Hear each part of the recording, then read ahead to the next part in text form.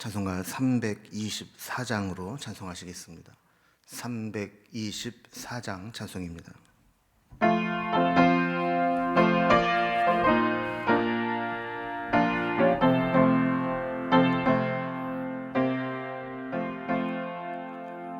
예수 나를 오라네, 예수 나를 오라네. 어디든지 주를 따라 주와 같이 가려네. 주의 인도하심 따라, 주의 인도하심 따라, 어디든지 주를 따라 주와 같이 가려네. 겟세마네 동산까지 주와 함께 가려 하네.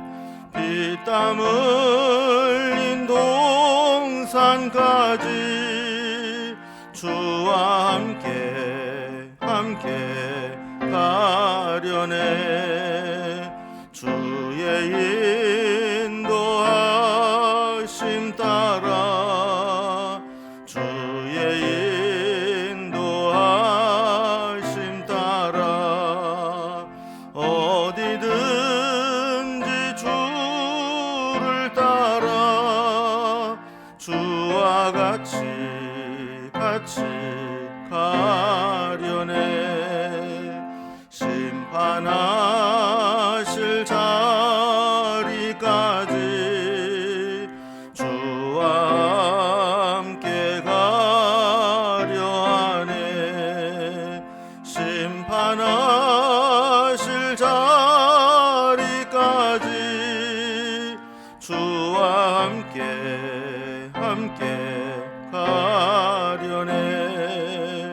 주의 인도하심 따라, 주의 인도하심 따라, 어디든지 주를 따라 주와 같이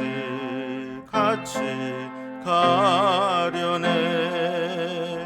주가 크신 은혜 내려 나를 항상 돌보시고, 크신 영광 보여주며 나와 함께 가시네. 주의 인도하심 따라, 주의 인도하심 따라, 어디든지 주를 따라 주와 같이 가려네. 아멘. 오늘 이 시간 우리에게 주신 하나님 말씀은 누가복음 5장 1절에서 11절까지 말씀입니다. 누가복음 5장 1절에서 11절까지 말씀을 제가 봉독하겠습니다. 무리가 몰려와서 하나님의 말씀을 들을새 예수는 게네사렛 호숫가에 서서 호숫가에 배 두 척이 있는 것을 보시니 어부들은 배에서 나와서 그물을 씻는지라. 예수께서 한 배에 오르시니 그 배는 시몬의 배라. 육지에서 조금 떼기를 청하시고 앉으사 배에서 무리를 가르치시더니 말씀을 마치시고 시몬에게 이르시되 깊은 데로 가서 그물을 내려 고기를 잡으라. 시몬이 대답하여 이르되 선생님, 우리들이 밤이 새도록 수고하였으되 잡은 것이 없지만은 말씀에 의지하여 내가 그물을 내리리이다 하고 그렇게 하니 고기를 잡은 것이 심이 많아 그물이 찢어지는지라. 이에 다른 배에 있는 동무들에게 손짓하여 와서 도와달라 하니 그들이 와서 두 배의 채움에 잠기게 되었더라. 시몬 베드로가 이를 보고 예수의 무릎 아래에 엎드려 이르되 주여 나를 떠나소서 나는 죄인으로소이다 하니 이는 자기 및 자기와 함께 있는 모든 사람이 고기 잡힌 것으로 말미암아 놀라고 세베대의 아들로서 시몬의 동역자인 야고보와 요한도 놀랐음이라. 예수께서 시몬에게 이르시되 무서워하지 말라. 이제 후로는 내가 사람을 취하리라 하시니 그들이 배들을 육지에 대고 모든 것을 버려두고 예수를 따르니라. 아멘. 사람마다 인생 중에 보면 터닝 포인트가 있습니다. 적절한 계기에 정확한 변화를 이루면 성공한 인생을 살아갈 수 있습니다. 믿음의 사람들에게 터닝 포인트는 주님을 만나는 것입니다. 우리는 어제의 말씀까지 주님이 두루 다니시면서 복음을 전하고 병자를 고치고 귀신을 쫓아주시면서 예수님이 가시는 곳마다 하나님의 나라가 어떻게 확장되어져 나가는가 하는 내용을 살펴보았습니다. 오늘은 이렇게 예수님께서 공생애를 시작하시면서 활동 지역을 넓혀 가시다가 특별한 만남을 준비하시고 그 만남을 통해 제자를 부르시는 장면이 나오게 됩니다. 주님의 특별한 부르심에 어떻게 반응하느냐, 이것이 우리 인생의 터닝 포인트가 되고 우리 인생을 결정하게 되는 것이죠. 오늘 말씀의 내용을 한번 전체적인 구조로 살펴보겠습니다. 먼저 1절에서 7절까지는 예수님을 만나고 또 예수님 말씀에 순종하는 베드로의 모습이 나오게 됩니다. 그리고 8절에서 10절 앞부분까지는 예수님의 말씀에 순종했을 때 자기 눈앞에서 일어나는 여러 가지 기적들을 보면서 예수님 앞에 죄인이라고 고백하는 베드로의 모습이 나옵니다. 그리고 10절 후반부부터 11절까지는 예수님의 부르심 앞에 모든 것을 버려두고 예수님을 따라가는 그런 베드로와 그 옆에 있는 제자들의 모습이 나오게 됩니다. 자, 이제 먼저 첫 번째로 예수님 말씀에 순종하는 베드로의 모습을 살펴보겠습니다. 많은 기적과 능력을 베푸시고 또 말씀의 권위를 체험한 자들은 점점 더 많이 예수님께 몰려왔습니다. 소문이 나면서 더 많은 사람들이 몰려오게 된 것 같습니다. 그래서 1절 말씀을 보면 무리가 몰려와서 하나님의 말씀을 들을새 예수는 게네사렛 호숫가에 서서 그랬습니다. 그리고 소문은 점점 더 많이 나고 사람들은 점점 더 예수님을 보기 위해서 몰려오게 되는데, 자, 이들을 위해서 예수님은 게네사렛 호숫가로 나아가셨다는 겁니다. 게네사렛이라는 말은 이제 갈릴리 호수의 다른 이름이죠. 그래서 디베랴나 게네사렛, 긴네렛 이런 이름들이 다 갈릴리 호수를 가리키는 말입니다. 2절에 보면 호숫가에 배 두 척이 있는 것을 보시니 어부들은 배에서 나와서 그물을 씻는지라 그랬습니다. 나중에 이제 문맥을 통해서 이렇게 살펴보게 되면 지금 이 시간대가 밤새도록 고기를 잡고 이제 작업을 마치고 아침에 나와서 작업을 마무리하는, 정리하는 시간임을 알게 됩니다. 예수님은 이렇게 작업을 마무리하고 정리하는 배가 두 척이 있는 가운데 한 척 위에 오르셨다 그랬습니다. 그리고 그 배는 시몬의 배였다 그럽니다. 그리고 베드로에게 배를 다시 띄워서 육지에서 조금 더 떼어서 바닷가로 나가 줄 것을 요청하게 되었고, 거리를 두고 많은 사람들을 향해서 말씀을 가르치기 시작한 겁니다. 그래서 이 바다에서 그 시간대가 바람이 해풍이 불어서 바다에서 육지 쪽으로 바람이 이제 불어가게 되면서 그 바람의 소리를 실어서 전달을 하면 더 많은 사람들에게 소리가 전달되기 때문에 예수님은 일부러 배를 타고 바다로 좀 떨어지셔서 거리를 두고 여기에서 육성으로 거기에 모인 사람들에게 말씀을 전해 주신 것이죠. 자, 이 가르침에는 베드로의 순종이 필요했습니다. 만약에 베드로가 당신이 뭔데 그러냐, 나 우리 지금 바쁘다, 정리해야 된다, 그리고 순종하지 않았더라면 이 가르침은 일어날 수가 없었죠.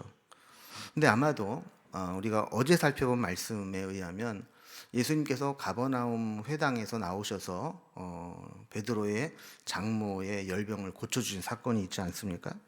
아마도 이제 이러한 관계가 있었고 은혜를 경험한 것이 있기 때문에 아마 베드로는 기꺼이 순종을 했던 것 같습니다.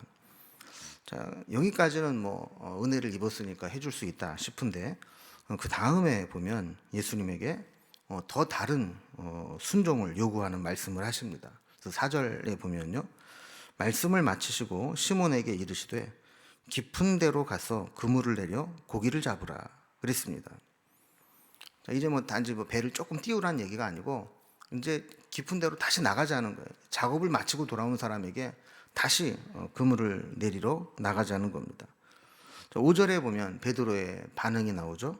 시몬이 대답하여 이르되 선생님, 우리들이 밤이 새도록 수고하였으되 잡은 것이 없지만은 말씀에 의지하여 내가 그물을 내리리이다 그랬습니다. 자, 우리가 그냥 별 생각 없이 그냥 예수님께서 자, 깊은 데로 가서 그물을 내려라, 예, 말씀대로 한번 해볼게요, 뭐 이렇게 지나가면 그냥 뭐 그럴 수 있겠구나 하지만 사실은 이렇게 순종한다는 게 쉬운 일이 아닙니다. 여러분, 일단 예수님은 목수 출신이죠. 나사렛에서 목수 일을 했고 어떻게 보면 육지에서 이 갈릴리와는 상관없는 삶을 살았던 분이고, 또 베드로는 여기에 비해서 갈릴리 호수에서 잔뼈가 굵은 베테랑 어부입니다. 보통 남의 전공에 대해서 이야기를 할 때 비전공자가 전공자에게 이야기를 하면 그 말을 듣고 따르는 게 쉽지 않죠. 여러분, 예를 들어서 목사인 저에게 성경도 잘 모르는 사람이 전공도 아닌 사람이 와서 뭐 성경은 이러니 저러니 막 얘기를 하면 그 말을 쉽게 수긍하는 게 어렵습니다. 또 베드로는 경험상 지금 밤새도록 수고하고 그물질을 하다 왔습니다. 그런데도 이제 고기가 잡히지 않는다는 것을 깨닫고 완전히 포기하고 나온 겁니다.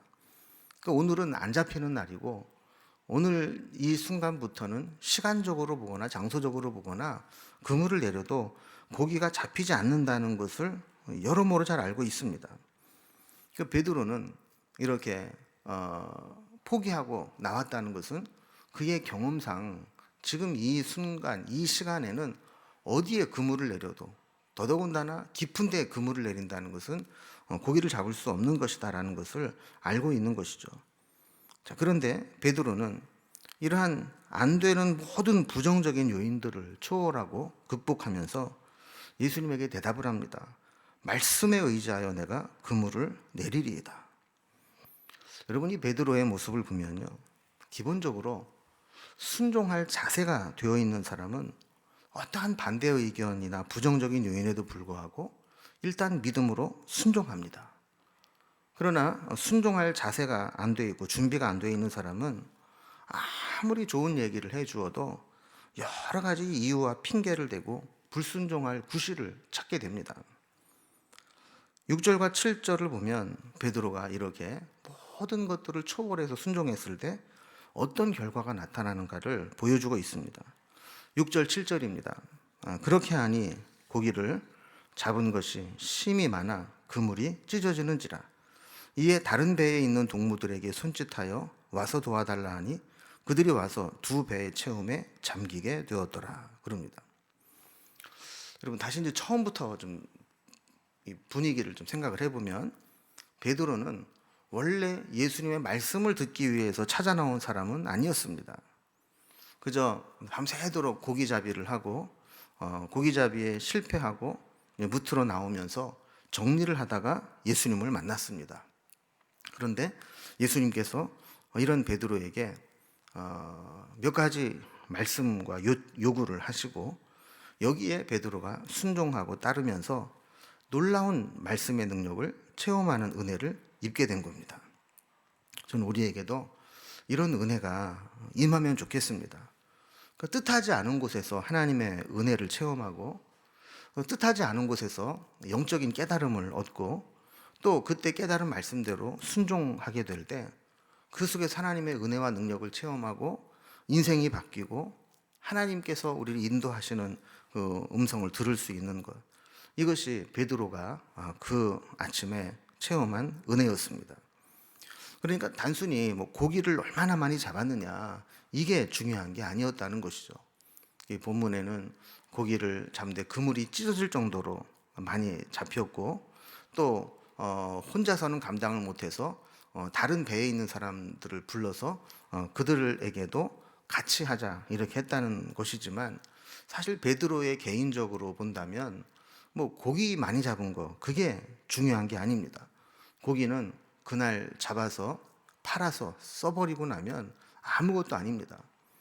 그러나 그 순종했을 때 이런 기적을 체험했고 그 기적에 함께 동업했던 그 사람들이 함께 그 자리에 있으면서 그들 역시 예수님의 기적과 능력을 체험하고 주님의 제자로 함께 따라가게 되는 은혜를 입게 된 것이죠. 자, 그 다음에 이제 이 기적을 체험한 다음에 베드로가 어떻게 했는가? 두 번째로 보면 예수님 앞에 죄인이라고 고백하는 모습을 보게 됩니다. 이런 놀라운 기적을 체험했는데 베드로는 이제 9절에 이어지는 모습에 보면 8절에 보면 뜻밖의 반응을 보입니다. 자, 8절에 이렇게 되어 있습니다. 시몬 베드로가 이를 보고 예수의 무릎 아래 엎드려 이르되 주여 나를 떠나소서 나는 죄인으로소이다 하니 그랬습니다. 그리고 아까 이제 5절에서는 베드로가 예수님을 부른 호칭이 선생님이었습니다. 그런데 여기 9절에 오게 되면 8절에 오게 되면 주여라고 부르게 되는 것이죠. 그의 자세도 달라집니다. 이제 예수의 무릎 앞에 엎드리게 되고 또 그가 말하는 내용도 나를 떠나소서 나는 죄인으로소이다. 그러니까 그 이전과는 완전히 다른 모습으로 예수님을 인식하고 있다라는 것이죠. 그러니까 이러한 모습은 은혜 받은 자, 하나님의 임재를 체험한 자에게 나타나는 아주 전형적인 반응입니다. 하나님의 은혜를, 깊은 은혜를 체험하고 하나님의 존전 앞에 있다는 하나님의 임재를 체험하는 사람은 뭐 감히 하나님 앞에 있을 수 없는 것이죠. 자신의 모든 치부와 잘못이 드러나는 것 같아서 부끄러움을 느낍니다.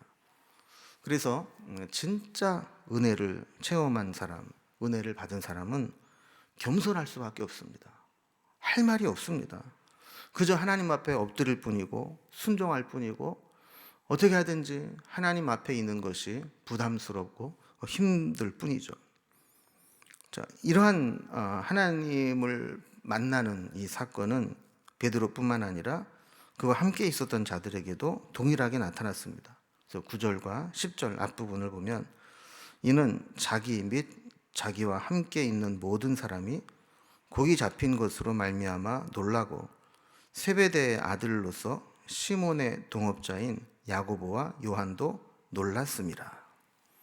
자, 그러니까 베드로뿐만 아니라 여기 함께 동업했던 야고보, 요한, 이 사람들도 다 어부들이었고 또 자신들의 전공과 지식과 경험을 초월하는 그 능력을 경험하고 나서 놀랄 수밖에 없었다는 것이죠. 나중에 보면 이들 역시 주님의 부르심에 순종해서 제자로 따라오는 것을 보게 됩니다. 자, 그 다음에 10절 중간부터 세 번째 보면 예수님 부르심 앞에 모든 것을 버려두고 따르는 저들의 모습이 나오게 됩니다. 자, 이렇게 경이로운 모습을 지켜보고 있었던 사람들 중에 예수님 특별히 베드로에게 먼저 말씀을 건네십니다. 10절 뒷부분에 보면 예수께서 시몬에게 이르시되 무서워하지 말라 이제 후로는 네가 사람을 취하리라 하시니 그랬습니다. 사람들은 이런 기적과 신적 능력 앞에 두려움을 느끼게 됩니다. 근데 중요한 것은 이런 기적과 신적 능력을 어떻게 받아들이느냐 하는 것이죠. 예수님은 그 장면 속에서 현장에서 두려움을 느끼고 있는 베드로에게 두려워하지 말라 하시면서 이제 후로는 네가 사람을 취하리라 그랬습니다. 그럼 취한다라는 말, 사람을 취한다는 말의 의미는 뭐 사로잡는다, 잡는다 그런 의미도 있지만 헬라어의 원어적인 의미로 보면 생명을 불어넣는다, 생명을 되돌려주다 뭐 이런 의미도 있다는 겁니다. 그러니까 예수님께서 베드로에게 사람을 취하리라 했을 때는 사람을 잡아서 생명을 주어 돌려줄 것이다 이런 의미가 있다라는 거예요. 무의미하게 살아가는 자들, 인생의 의미도 가치도 없이 살아가는 자들을 그들이 만나서 취하여서 생명을 불어넣고 그들의 삶의 의미를 가지고 살아갈 수 있도록 새 생명을 가지고 살아갈 수 있도록 하게 하는 사람이 될 것이다 라는 겁니다. 여러분 아까 서론 부분에서도 언급한 것과 같이 우리 믿음의 사람들에게 인생의 터닝 포인트는 하나님의 부르심입니다. 우리가 보통 몇 가지 부르심이 있다고 그러잖아요.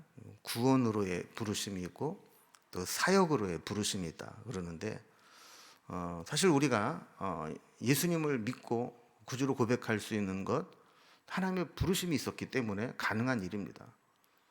그러나 우리의 목적은 예수 믿고 천당 가는 것만이 목적이 아니라 이 세상에 살아가면서도 하나님의 뜻을 실현하고 하나님의 제자로서 하나님의 원하시는 삶을 살아가도록 우리를 부르시는 부르심도 있기 때문에 그 두 번째 부르심도 우리에게는 중요한 것이죠. 남은 것은 이제 베드로와 그 현장에 있었던 어부들이 이 부르심에 어떻게 반응하느냐 하는 겁니다. 11절 말씀해 보면 그들의 반응이 나옵니다.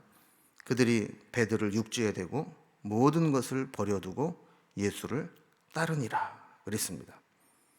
여기 보면 예수님을 따라야 되는데 예수님을 따르면서 지불해야 되는 대가가 있다는 거예요. 모든 것을 버려두고 예수를 따랐다는 거예요. 여러분 이 세상에는 모든 것을 한꺼번에 다 잡을 수 없을 때가 있습니다. 그럼 내가 어떤 것을 잡으려면 내 손에 뭔가가 있을 때 그것을 내려놓아야 다른 것을 잡을 수 있습니다. 내 손에 무엇인가를 잔뜩 움켜쥐고 있으면서 다른 것을 또 잡으려고 하면 내 손에 있는 것도 가질 수 없고 새로운 것도 잡을 수 없는 그런 상황이 되는 것이죠. 만약에 사람을 취하여 그 사람에게 생명을 주어 되돌려주는 사명을 감당해야 한다면 그 일을 위해서는 내 성공과 내 가치관과 내 욕심과 때로 내 삶을 포기하고 버려야 될 때가 있다라는 겁니다. 소명은 더 중요한 부르심을 향해서 나에게 덜 중요한 것들을 포기하고 버릴 수 있는 게 소명입니다. 그런 면에서 본다면 베드로와 야고보와 요한은 그 주님의 그 부르심 앞에 모든 것을 버려두고 예수님을 따르게 되는 중요한 결단을 하게 된 것이죠. 여러분 우리에게는 터닝 포인트가 있었나요? 주님의 부르심이 있었나요? 구원으로의 부르심뿐만 아니라 하나님의 자녀로 제자로 살아가도록 사역의 부르심도 있으셨나요? 여기에 우리가 어떻게 반응하고 어떻게 순종하느냐 이게 참 중요한 것이고 때로 주님의 제자가 되고 주님의 뜻을 이루기 위해서는 내 편안함과 내 시간과 물질 때로 내 자존심, 내 가치관 이런 것들을 다 버려두어야 주님을 따를 수 있는 경우가 있습니다. 바라기는 오늘 말씀을 생각하면서 내가 버려두어야 될 아직 버리지 못한 것이 무엇이 있는가를 한번 돌아보면서 주님을 따른다고 하면서 이 세상 것도 옛 사람의 모습도 포기하지 못하고 있는 것이 있지는 않은지 돌아보며 온전히 버리고 주님을 따를 수 있는 계기가 되기를 주님의 이름으로 기원합니다. 기도하겠습니다. 하나님 아버지, 주님의 놀라운 기적과 능력 앞에 신적 임재 의식과 또 하나님의 그 기적으로 두려움을 느꼈을 때 그들을 찾아오셔서 부르시는 부르심 앞에 순종했던 베드로와 야고보, 요한의 모습을 살펴보았습니다. 우리도 주님을 만나고 주님의 부르심이 있었을 텐데 우리는 어떻게 반응했는가를 돌아봅니다. 저들처럼 모든 것을 버려두고 주님을 따랐는지, 아니면 주님을 따른다 하면서도 아직 내려놓지 못하고 버리지 못하고 움켜쥐고 있는 것들이 있는지 이 시간 돌아보기를 원합니다. 기왕 주님의 부르심 앞에 살아가야 된다면 버리고 내려놓을 것 철저하게 버리고 내려놓게 하시고 주님을 기쁨으로 따르고 주님만을 위해 살아가는 저희들의 삶이 되게 하여 주옵소서. 2021년 시작해서 하루하루 지나가고 있는데 이 모든 날들이 쌓여서 또 한 해를 이루게 될 것입니다. 그때 오늘도 후회함이 없는 소중한 하루가 될 수 있도록 오늘 하루도 주님과 함께 동행하며 살아가는 저희들이 되게 하여 주옵소서. 오늘도 여러 가지 우리의 문제와 연약함과 기도의 제목을 가지고 주님 앞에 엎드렸습니다. 우리 형편과 처지를 아시는 주님께서 가장 선한 길로 인도하시고 이끌어 주옵소서. 기도의 능력을 더하시고 기도하는 가운데 주님의 음성을 들을 수 있는 저희들이 되게 하여 주옵소서. 주님께 우리의 모든 삶을 부탁드리며 예수님의 이름으로 기도드리옵나이다. 아멘. 각자의 기도의 제목으로 주님 앞에 기도의 자리로 나아가겠습니다.